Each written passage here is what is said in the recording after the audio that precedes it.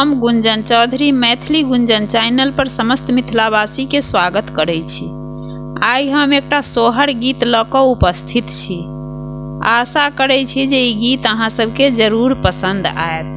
मचिया बैसल मन दो रहे सिलोचना अरजी करू हे सिलोचना अरजी करू हे। सासु है सपना देखला अजगुत मंदिला चढ़ी कागा बाजू है। सासु है सपना देखला अजगुत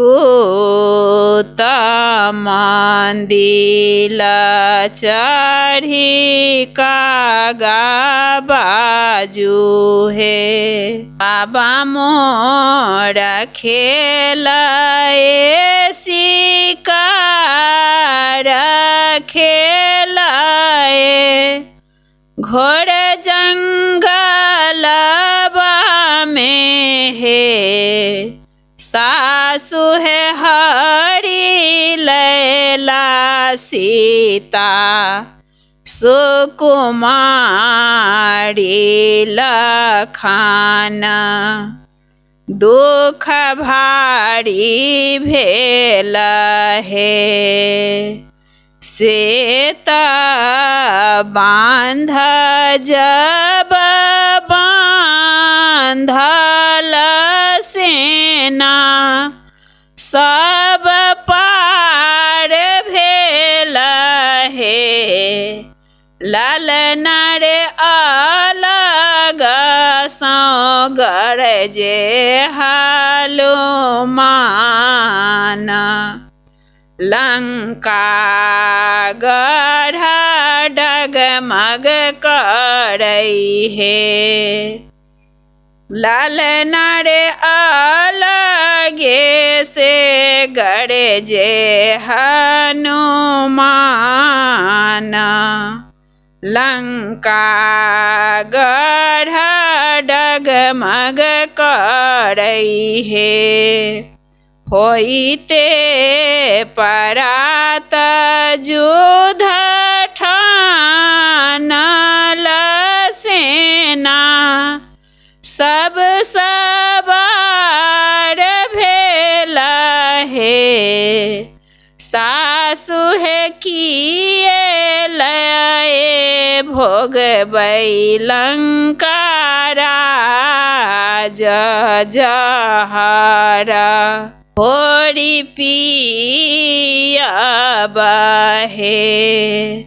सासु है किए लए भोगबै लंका राज जहरा घोरी पियब है।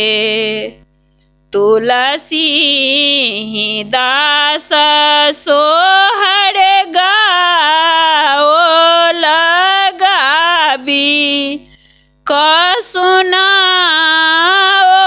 लरे। लालना रे जुगे जुगे बढ़े आही बात महला उठे सोहर रे। लालना रे जुगे जुगे बढ़े आही बात महला उठे सोहर है।